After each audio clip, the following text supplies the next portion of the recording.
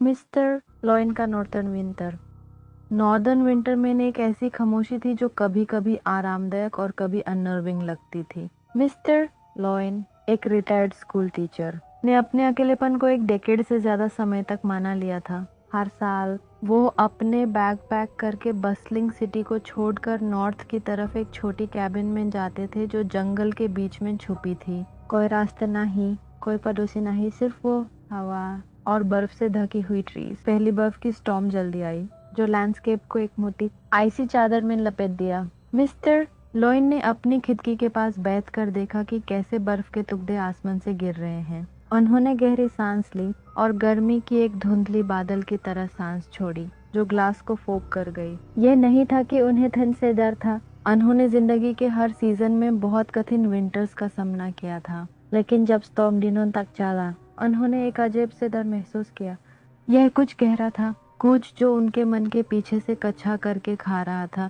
एक ऐसा एहसास कि वो उतने अकेला नहीं है जितना उन्होंने सोचा था। चौथे दिन स्टॉर्म आखिरकार रुका और एक ऐसी दुनिया छोड़ गई जो सफेद खामोशी से लपेट गई थी। मिस्टर लॉयन ने सोचा कि अब उन्हें अपने पैर को थोड़ा हिलाना चाहिए और ज्यादा फायरवुड इकट्ठा करना चाहिए। वूल और फर की लेयर्स में लपेटा हुआ वो बिटर हवा में बाहर निकल गए, उनके बूट्स बर्फ पर क्रंच करते हुए। कैबिन एक वास्ट जंगल के एज पर था, ऐसी जगह जहां ट्रीज इतने घने थे कि अगर आप ध्यान नहीं देते तो आप आसानी से अपना रास्ता खो सकते थे। मिस्टर लॉयन ने फॉरेस्ट के हर इंच को जानता था क्योंकि उन्होंने इसे बार बार एक्सप्लोर किया था। लेकिन जब वो वुडपाइल की तरफ बढ़े कुछ उनकी नजर में न आया। फुटप्रिंट्स, ये उनके नहीं थे, बहुत बड़े और बेहद एराटिक, जैसे जिसने इन्हें बनाया हो वो जल्दी में था। यह वुड्स के एज से आए थे और एक क्लस्टर ऑफ ट्रीज के पीछे गायब हो गए।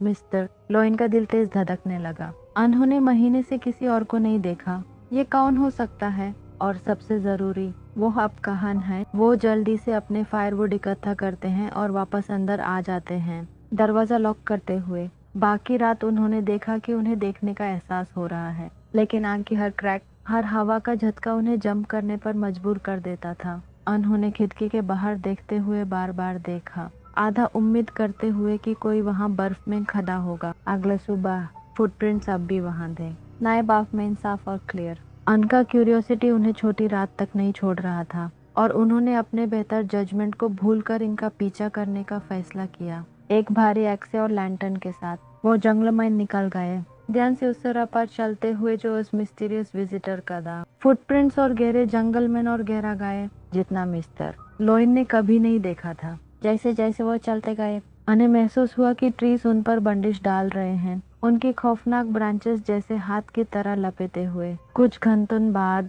वो एक क्लीयरिंग में पहुंचे जो उन्होंने कभी नहीं देखी थी। बीच में एक फिगर था जो फर्श में लपेटा हुआ था, जो बर्फ के बैकग्राउंड में मुश्किल से दिख रहा था। फिगर ने धीरे से घूमा और एक चेहरा दिखाया जो उम्र से भरा हुआ था और उसकी बालों की गति एक हुड के नीचे सुलझी हुई थी। आप कौन हैं? मिस्टर लॉयन ने बुलंद आवाज में पूछा, आक्से को पकड़ते हुए। फिगर ने हाथ उठाया जैसे ये दिखाने के लिए कि ये कोई नुकसान नहीं पहुंचाना चाहता, लेकिन कुछ नहीं बोला। धीरे से ये उनकी तरफ चलने लगा, हर कदम धीर से और जानबूझकर। मिस्टर लॉयन में घबराहट का एहसास भड़क गया। उन्होंने एक कदम पीछे लिया, लगभग अंजाम पर आ गए। आप क्या चाहते हैं? उन्होंने पूछा। उनकी आवाज कांप रही थी। फिगर ने रुक गया, सिर्फ कुछ फीट दूर अब, और पहली बार बोला एक ऐसी आवाज में जो ठंडी और पुरानी थी जैसे विंटर खुद।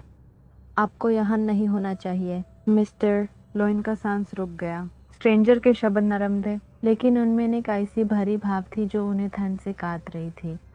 ये जमीन, ये नॉर्थ की है। आप यहाँ एक मेहमान हैं और आपने अपनी गेस्टशिप को पूरा कर दिया है। मिस्टर लॉयन कुछ कहने से पहले ही फिगर पलट गया और ट्रीज में चला गया जैसे वो कभी था ही नहीं। कंफ्यूज्ड और अनर्व्ड, मिस्टर लॉयन ने जल्दी से वापस अपनी कैबिन की तरफ भागा, लेकिन उसके दिमाग में ये शब्द गूंजते रहे, आपने अपनी गेस्टशिप को पूरा कर दिया है। इस रात तापमान ऐसे लेवल्स तक गिरा जो मिस्टर लॉयन ने कभी नहीं देखा था। आग हार्ट में भड़कती रही, लेकिन यह ठंड को उनकी कैबिन की दीवार उनके अंदर से भिड़ने से नहीं रोक पाई। जैसे जैसे रात गुजरती गई एक हल्के नॉक ने दरवाजे पर सुनाई दी। मिस्टर लॉयन फ्रीज हो गए। उनका पहला इंस्टिंक्ट था कि वो इग्नोर करें, ये प्रिटेंड करें कि उन्होंने सुना नहीं, लेकिन नॉक फिर से आई, इस बार ज्यादा जोर से।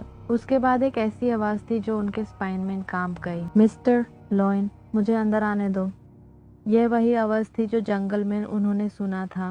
धीरे से वो खड़े हुए। उनके हाथ कांप रहे थे जब उन्होंने दरवाजा की तरफ बढ़ा। उनका दिमाग उन्हें रोकने की कोशिश कर रहा था, लेकिन उनका शरीर अपने आप ही चला गया। उन्होंने लैच खोला और दरवाजा खोल दिया। वाहन बर्फ में खड़े वही फिगर था, लेकिन इस बार इसके चेहरे को एक मोटी फ्रॉस्ट की वेल ने ढक दिया था। आप यहाँ नहीं हैं, मिस्टर लॉयन, फिगर ने कहा। विंटर अपनी चीजें मांगता है।